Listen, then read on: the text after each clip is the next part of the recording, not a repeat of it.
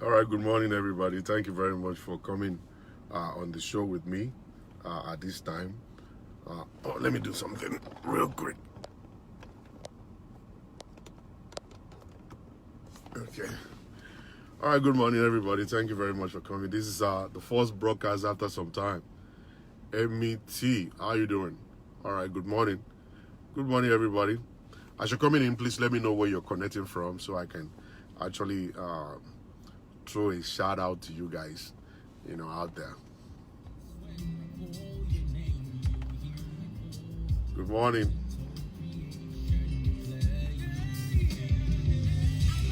So as you're coming in, let me know where you're connecting from so I can actually lead the route. Long time. He didn't check on me. Lady Ruth. Amy from Houston, thank you. Lady Ruth, good morning. David Alade, God bless you. God bless you. God bless you. God bless you. Akim Antitebi, I can see you out there. 80 Love, what's up from Dallas? God bless you from Dallas. Good. Oluwafumike Ali Brown, God bless you. Yinka Elliot, God bless you. Lady Ruth, you know, check on me. Oh. All right, so I go leave you. I know they talk. Oh. Mr. Feyi Adetunji, God bless you. I can spot you right there. Adiola for me. Thank you, Patience. Patience, I can't pronounce those ones. From London, thank you. Demi, Maryland, thank you. God bless you from Canada. Thank you very much. Bolly, thank you very much. Tola, God bless you from London. Baby, thank you very much. Rebecca Utuma. As you're coming in, go ahead and share the video. Olajumoke Okunla, thank you. Share the video on your page so that we can get more people to connect. Iniunde, Rebecca, God bless you, thank you. Benita, God bless you. Oluwatoyin Omolayo, thank you very much. As you're coming in, please go ahead and share the video on your page. Let more people be able to connect. This morning we are going to be going on a different journey by the grace of God, and I want you guys to just be very attentive. If you have any question, feel free to stop me or probably just interrupt by asking the question. I'm going to follow your comments, today by the grace of God. So, but for the beginning, I want to be from Lagos. Thank you very much. Oluwaseun Oloyede from London. Thank you. For the beginning, I want to actually just let you know one thing. So many people don't know God. And because they don't know God, they don't understand the way God does his things. All right? Now, it is not given to you to say this is the way God will do it. You don't have that opportunity to say that. Because he did it like that yesterday doesn't mean he's going to do it the same way today. All right? What you saw him do yesterday may not be the same thing that he's going to do today. All right? Like I said the other day, I said what brought you here may not take you there.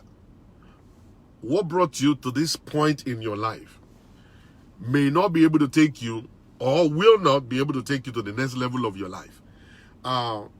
If you got here, maybe by working as a security job is not going to be able to take you to that other place. You have to change jobs. You have to go back to school.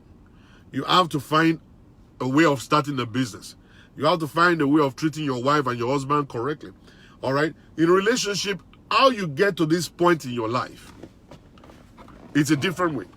And that way may be a wrong way. That is why you're having issues in your relationship. That's why your marriage is not standing. To take you to another level, you want to enjoy marriage, you want to enjoy your relationship.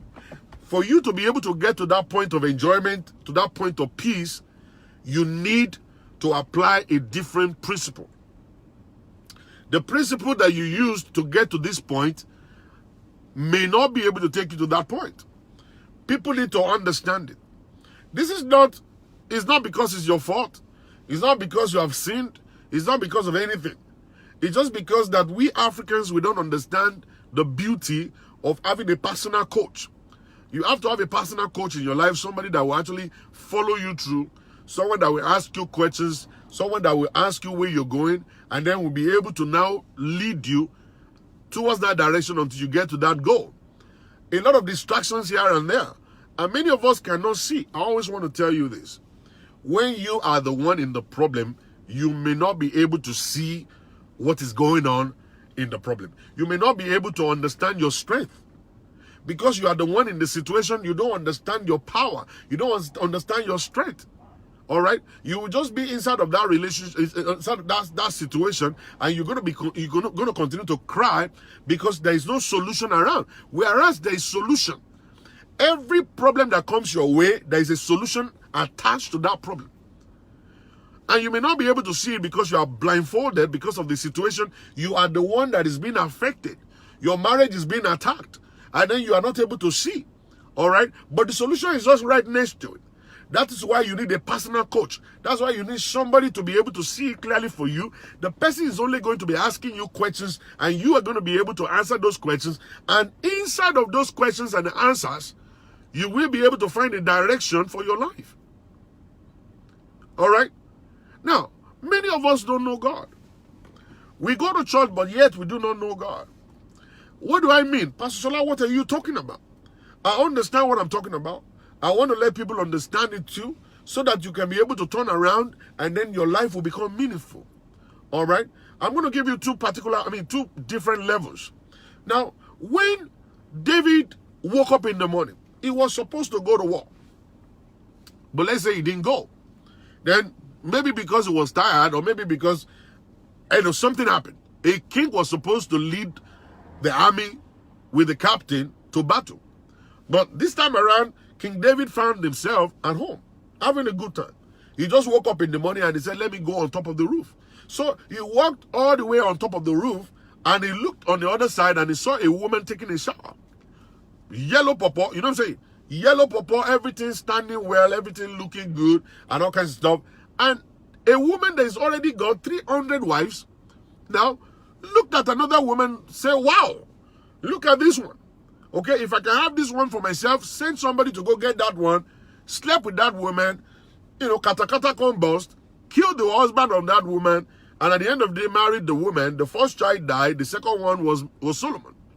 Okay, Solomon came into the scene and all kinds of stuff and everything like that. And then at the end of David's life, God was looking for a replacement for David. He found Solomon.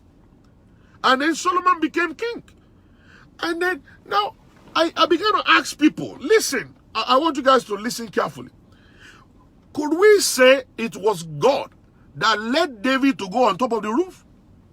Could we say it was God that made David to sleep with another man's wife? Are we right to say it was God that led David to kill Uriah? Are we supposed to say it was God that made David to marry the wife of one of his captains? Because Solomon must be born. Because somebody must inherit the throne. Is it true that somebody has been destined to be on the throne after David? Is it true that somebody's destiny, must be for him to become king after David? Who is that person? What is his background like? Is it that God can just use anything? Is it that God can just pick anybody? Or is it that God always planned things from the beginning? Maybe we can say God planned it. That everything according to the way the Bible put it was just that the plan of God. Okay, why did God now decide to punish David by killing the son? What happened? What happened along the line? Is it right that when we commit a sin, God can decide to forgive us, and then God can now use the child of that sin to take the place of David the father, or the person that is there? What am I saying? I want us to understand one thing, that the moment you know God and you know what God can do, He's no longer God. He's no longer God. We cannot understand Him. We cannot know Him so well. We cannot know the way we act. We can't know what He will say, how He will judge other people. It's not in our hand. We don't understand it. We cannot say we do know. It is time for you to understand that you don't know God. All right? You cannot know Him. You can only worship Him, and then He will give you instruction to what He wants you to know at a point in time in your life. All right? At a point in time in your life.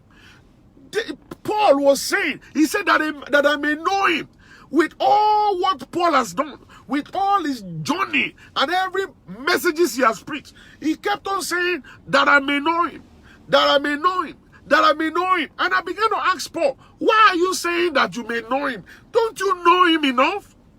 Don't you know him so well? I'm telling you, it is difficult for humans to know God and know how he does his things. You don't condemn others. God has not placed you there as a judge upon other people. Good morning, Olori. Other people. All right? What people are doing right now, you don't understand. Maybe God is the one leading them to do it. You will not know. I'm telling you the fact. All right? See, a lot of pastors, they preach about hell and heaven. I'm not saying it is wrong to preach about hell and heaven. But one thing I want you to understand is that the message of Jesus is not about hell and about heaven. The message of Jesus is about redemption. It's about redemption. It's about how can I take people from going to hell and make them to go to heaven. It's not about condemning people to hell. You know, Jesus Christ, the Bible says, when we were yet a sinner, he died for us. He did not wait for us to become born again to die. He did not wait for us to become good, to die for us. He died for us even in that act of adultery. He died for us even in the sin. He died for us in that stealing. He died for us in lying. He died for us in all what we were doing. So he didn't bring us here to come and become judges over other people. Everything people are doing, what God wants us to do is to redeem them. We preach Christ to them and let them be redeemed and come to the understanding of what God wants, what God has done for them. The death of Christ on the cross of Calvary.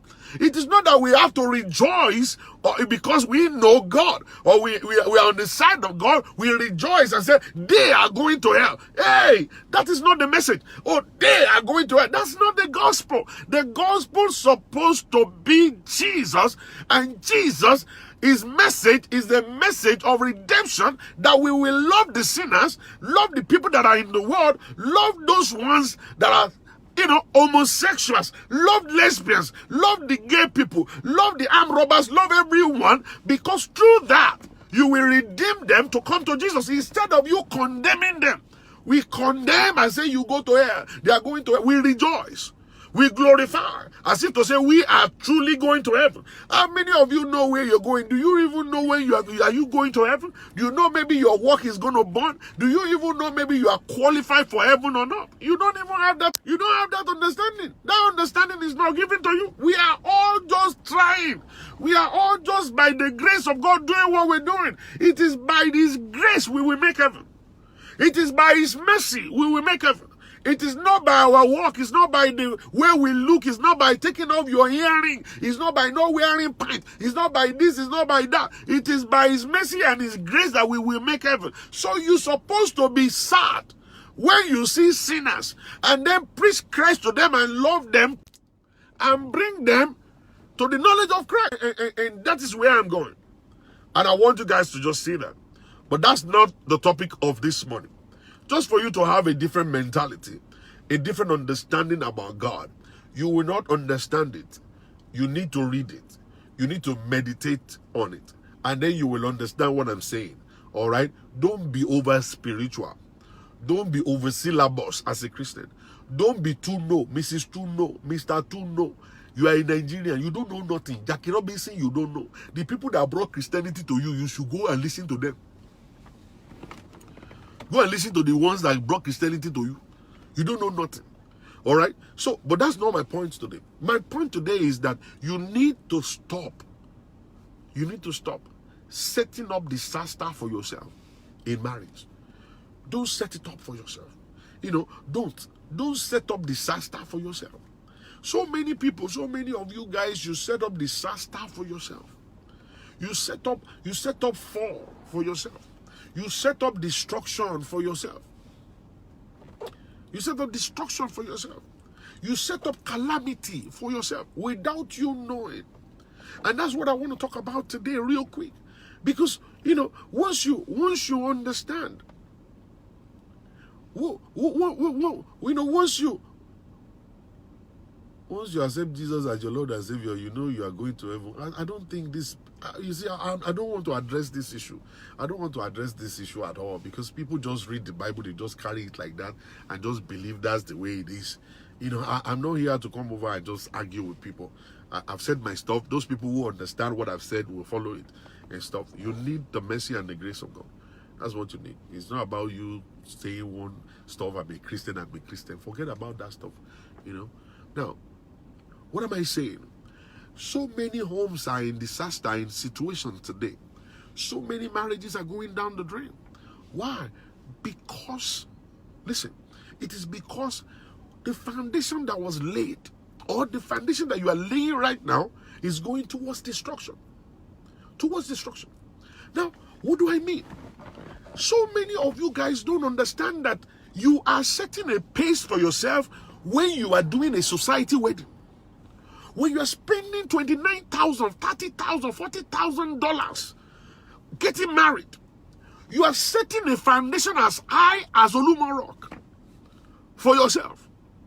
That along the line, the woman you are married to, the man that you are married to, they have themselves on a platform that they must not go down. It becomes a standard in their lives, that they cannot go down on it.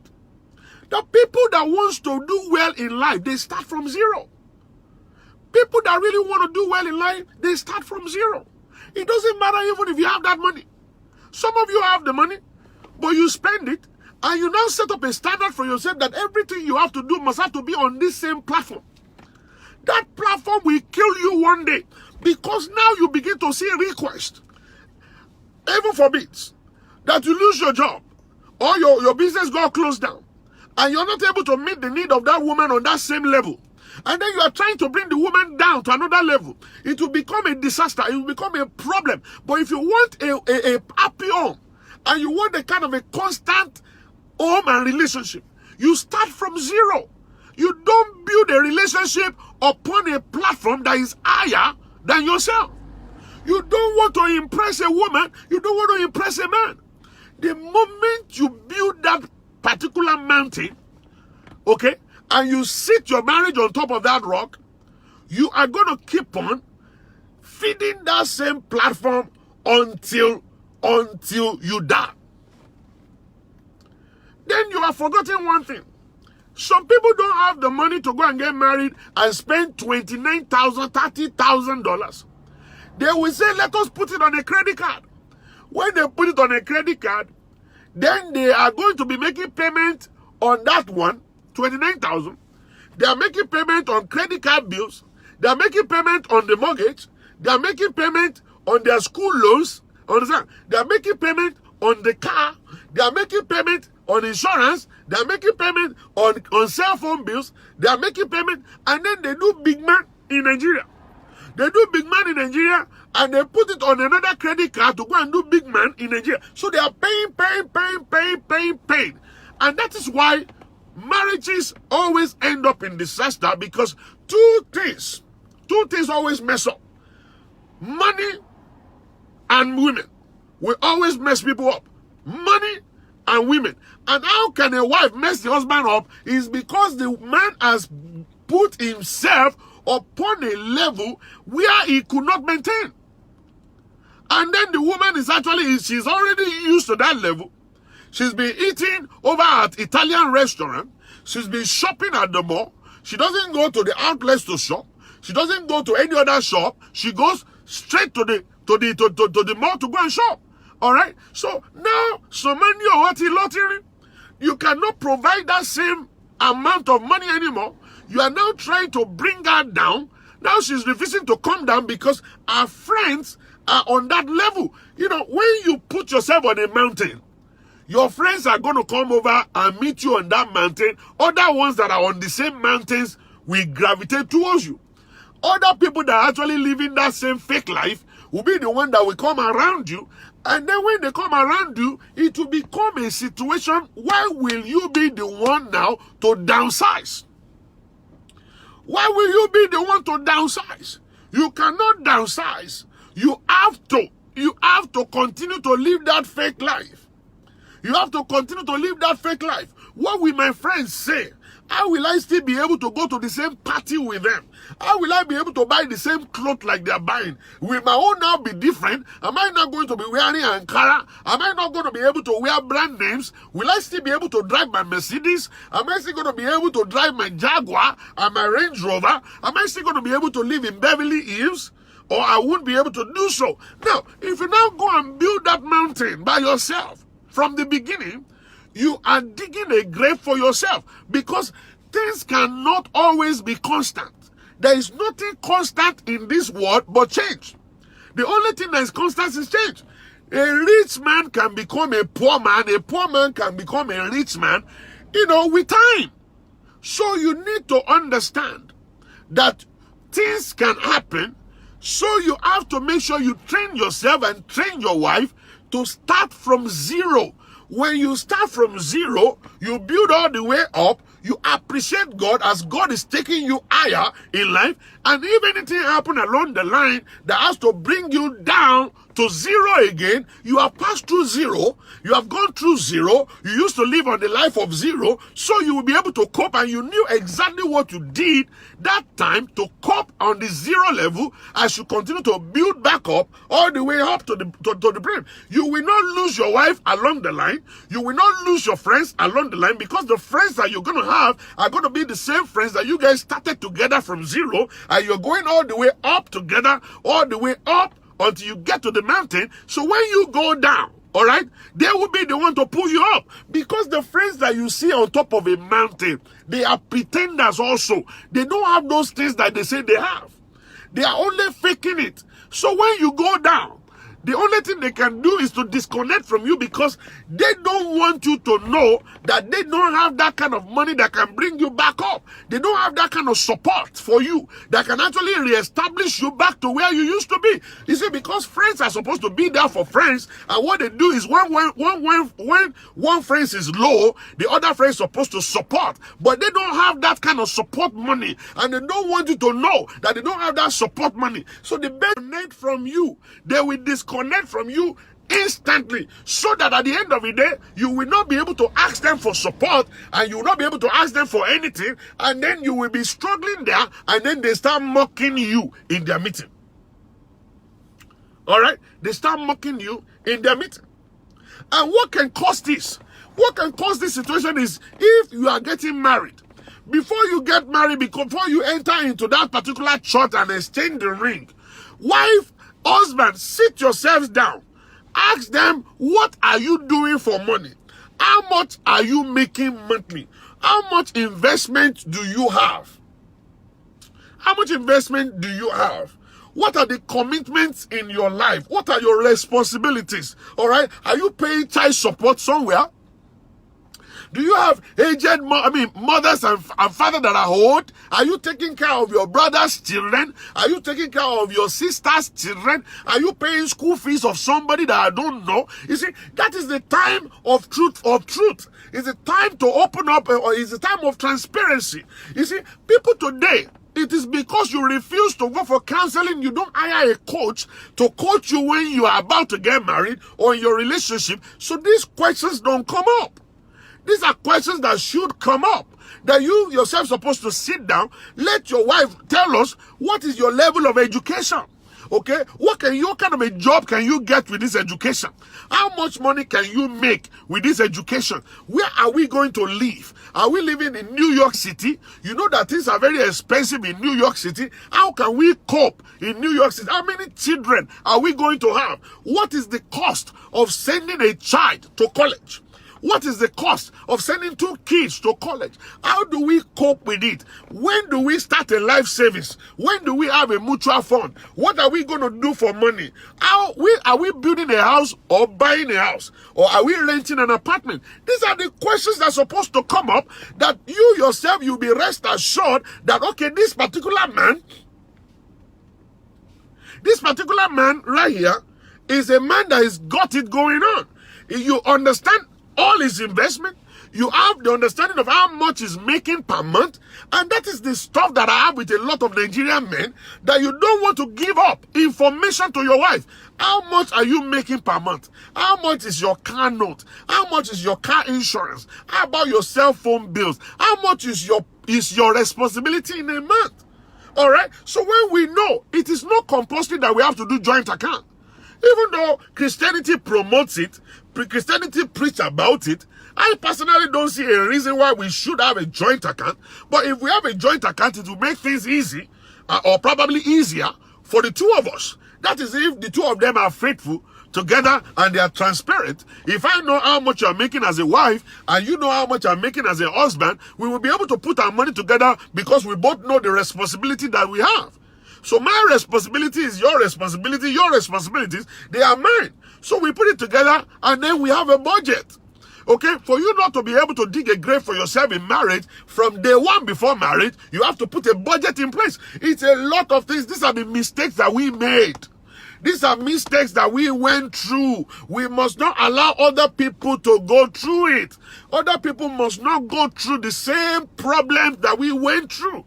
As a young brother, as a young sister, you need to understand that budgeting must come from before marriage. Before marriage, you have to curb your appetite for spending.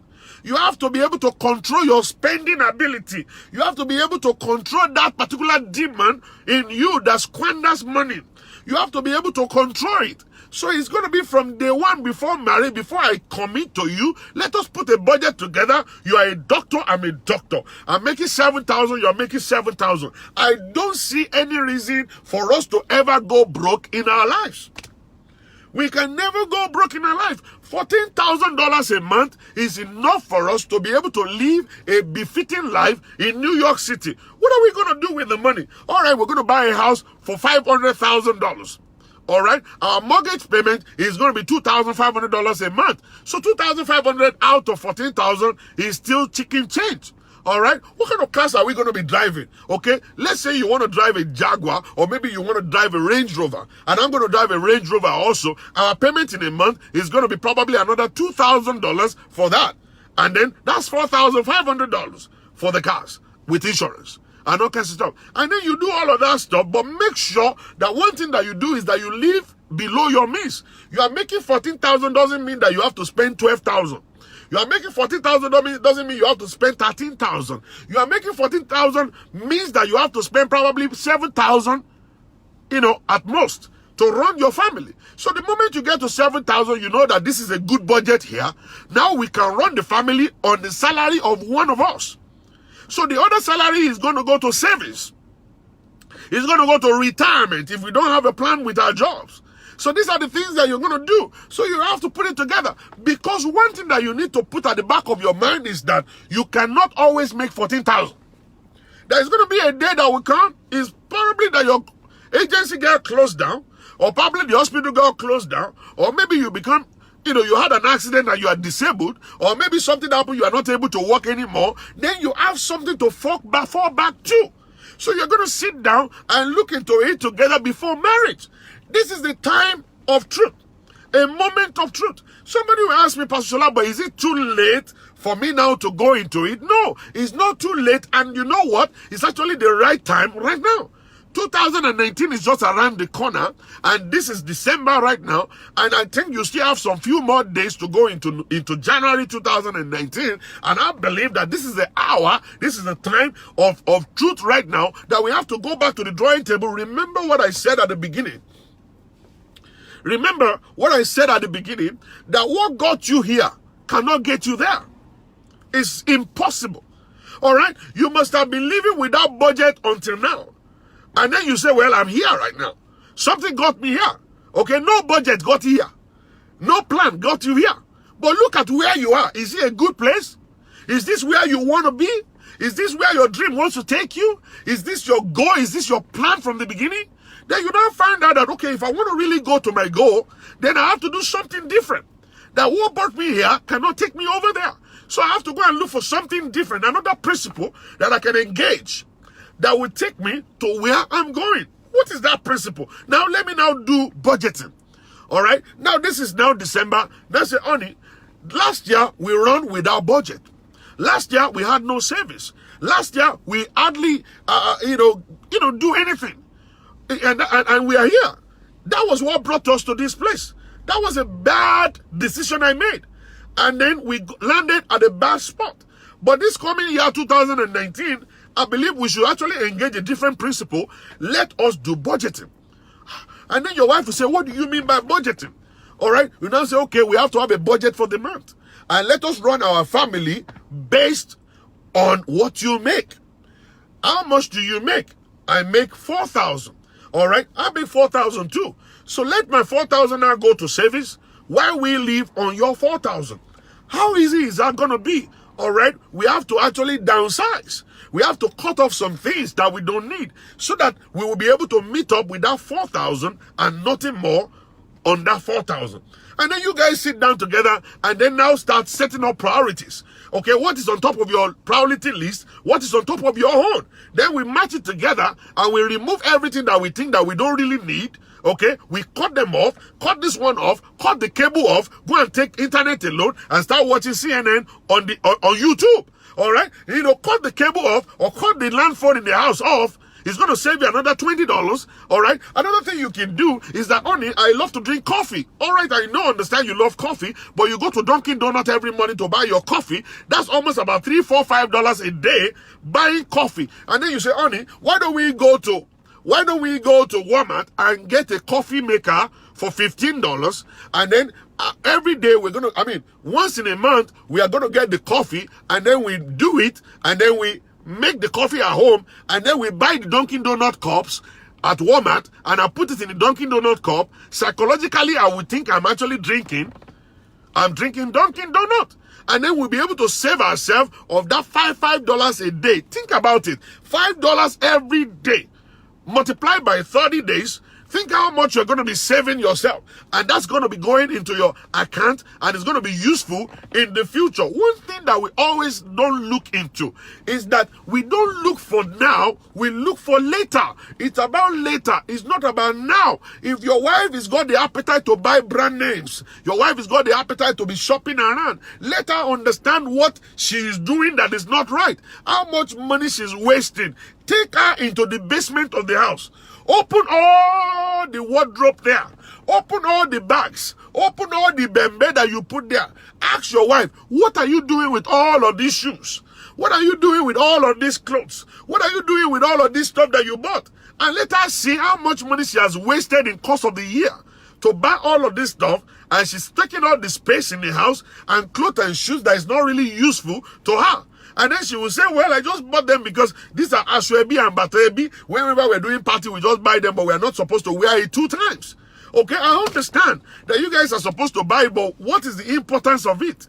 This is all waste of money. Are you going to open a boutique later in the future? No. Are you going to give them to your friends? No. Are you going to give them to your sisters? No. I don't want nobody wearing my stuff. Then what's the essence of you buying them?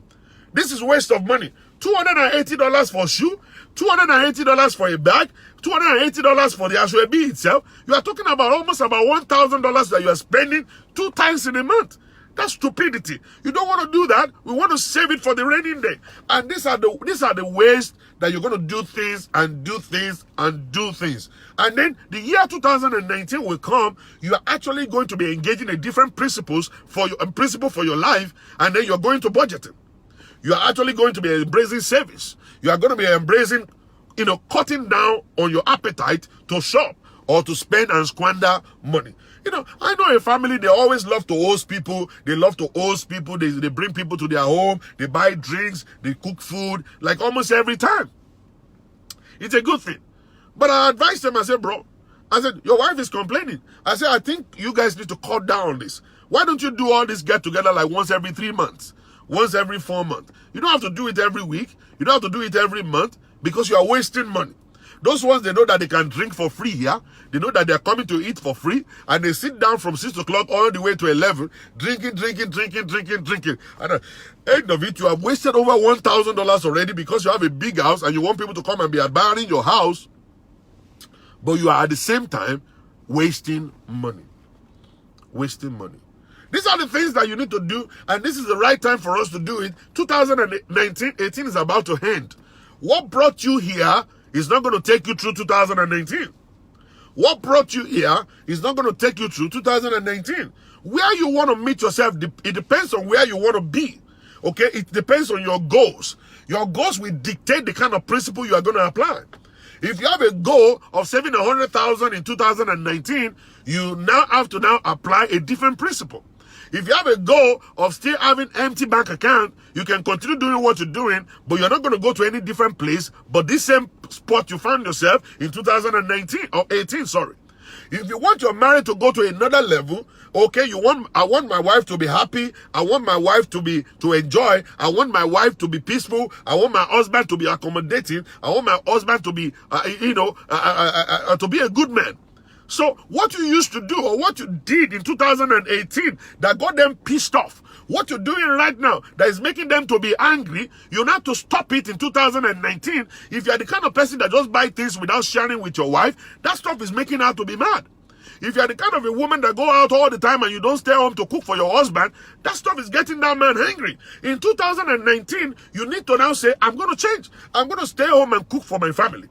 I'm going to stay home and help my children to do their homework. I'm going to stay home and be with my husband. I'm going to stay home and watch football with my husband. I'm going to stay home and have sex more with my husband. All right? And then your husband too will now do something different and say, maybe I've been a bully all this time. I've been shouting and yelling on this woman. I think I need to engage a different principle whereby I'm going to explain myself. Instead of me yelling, why don't I just sit down and explain myself? Why don't I just calm down and explain myself to the woman? Why don't I just take my heart off of what she's doing that is wrong and start connecting to what she's doing that is correct, so that I can actually just, be able to give her validation. When I actually give her validation, automatically she's going to change what she's doing that is wrong. Because when you thank somebody and when you appreciate people, they begin to do something good. They really don't want to offend you. They want to be able to satisfy you. So when you change and you engage a different principle in 2019, you will not find yourself where you found yourself in December 2018. 2019 will begin a new time, a new beginning. And then you look for something to connect with in your wife. Something good. Something you can appreciate in 2019. You say, okay, throughout 2018, I saw our faults. In 2018, all I did was yell. In 2018, I cheated all through. In 2018, I lied all through. And that's why we are here where we are today. My marriage is not going well. My marriage is on a roller coaster level. But in 2019, what can I do differently that will actually take us to a better place? I'm going to stop lying. I'm going to stop cheating. I'm going to stop, drinking out. I'm going to stop all of this stuff that I'm doing. And let me see where that is going to take me to. Every principle in life that you engage will always take you to a point. There is a starting point and there is an ending point. Now, if you have a goal, you have to now set up principles based on the goals that you have. You cannot just use the goal, the principle Pastor Shola is applying. If I'm applying a principle, it might not work for you to take you to where you're going. Where I want to go is different from where you want to go. There is one thing that we call individual differences. Where you're going is different from where I'm going. Your mentality is different from mine. Your mindset is different from my own set. Your makeup is different from my makeup. Your vision is different from my vision. And then the approach is totally different. So what I do to get to my point where I am right now may not still be what you will do to get to your own point. All right? So you have to go and learn it and see your husband for who he is and see your wife for who she is. Appreciate the nature that God has given unto them, and then now plan and build a principle that will work based on their nature. Build up a principle that will work based on their mentality, based on their own vision, and then you keep on carrying it on in 2019. See where you're going to end up in December 2019. And then going into 2020, then you look at it and say, wow, I think I've done something good this time. My marriage is now comfortable. My marriage is now at peace. I can enjoy marital bliss now. And say, okay, maybe I have to do more of what I did in 2019, in 2018. If you are good in 2018, then do more of what you did or what you're doing right now in 2019 so that you can gain more and you can see more result in 2019. And that is exactly what we need to do as we go through the journey of life. Don't build a downfall for yourself. Don't plan disaster for yourself. If you plan disaster for yourself from day one, that is exactly what you're going to feed. Start from zero all the time. Start from zero all the time. Don't copy other people. Because Pastor Benga is living in a mansion, doesn't mean you have to live in a mansion. Go and ask Pastor Benga, where did you start from? He started from living in an apartment complex. Alright? So you cannot just jump and go and meet him where he is. You have to go through the journey too. And when you start from zero, you are building awareness. You are building mentality. You are building strength. So that when you get to where you're going, you will be able to appreciate your journey so far. You will look back, you will appreciate your journey as you go. Now, one thing that people want to do is they want to pray. I don't think anything is wrong with praying, but majority of the time when the prayer will be answered, it will not be answered in a supernatural way. Hello? I don't have much time, but I'm going to shut down very soon. Now, many people love to pray. I love to pray myself, okay? But most of the time when you pray, your prayer may not be answered in a supernatural way by the way that God will just land in your living room and put the money on the coffee table and disappear. Or maybe angels will just appear from nowhere and then they put a plug in your husband's head and turn it around and the man will start thinking correctly. And you will see the angels come. It doesn't work that way. Okay? So many times when we pray, result will come in the physical. The things that we do not understand will be what will happen. Alright? But we may actually commonize it and say, this cannot be God. This is not the way God will answer my prayer. Alright? You can pray to God, say, Father, Lord, feed me. I am hungry. And God will actually provide a way of a job. Somebody is looking for a gate man. And then you now say, oh, no, I have prayed. I'm going to wait for God to bring the food. When you wait for God to bring the food, you're going to be there for a long time and you're going to die in hunger. Alright? God already answered your prayer by providing a job. The job he has provided is going to be the deliverance for hunger. You will never go hungry again because constantly you'll be earning salary to feed yourself. Now, there was this guy who prayed to God. It was raining and then the water was actually rising and the water was rising and then the guy prayed, say, Father, Lord, don't let this particular water carry my house away and myself. And the guy finished praying. The water continued to rise and it went to the second story. And the water started rising and rising, got to the second story. The guy went to the third story and the water kept on rising and stopped. And then the water got there and the guy went on top of the roof. And when he got on top of the roof, alright, a canoe appeared. And he said, do you want to go? We are rescuing people. He said, no, just go. I already prayed to God that a miracle is going to happen. The second canoe came. I said, are you going? Let's take you. Water is everywhere. He said, no, go. I already prayed. God is sending help. And then the third canoe came. He said, this is the last canoe. There's no more canoe that is rescuing people on this side. Do you want to go? He said, no, go. I prayed to God. Finally, the water came and took the house down, killed the guy. The guy appeared in heaven and he was asking God. He said, God, why did you allow the water to kill me and take my house away? But I prayed to you. And God said, hello, I sent help 3 times. I sent help 3 times, but you refused to enter into the kingdom. And the guy said, but I was expecting a hand from God. I was expecting a supernatural thing to happen. I wasn't expecting myself to run and enter into the kingdom. God said, 3 times I sent help, but because you could not see it, that's why you died. So people are going to die ignorantly because they refuse to understand the way God does his things. Listen to me, ladies and gentlemen. Prayer is good. But prayer will not be answered in a supernatural way all the time. Alright? God will make a way. He might send people to you. A door can be opened for you. If you refuse to go through that door, you will end up in disaster. So understand it. Know it well. That when you pray, God will not come down. Know it that when you pray, angels may not come down. Know it when you pray, that it may be your next door neighbor that will come and knock on your door and tell you that I know somebody that is looking for somebody to work for them. If you refuse to take that opportunity, you are refusing God. And you will end up in poverty, and you end up in sorrow. All right? May the God Almighty bless each and every one of you. Knowledge is power. To be powerful means to be knowledgeable. And those that are knowledgeable are the wise people. Be wise today. Hold on to knowledge. Seek knowledge daily.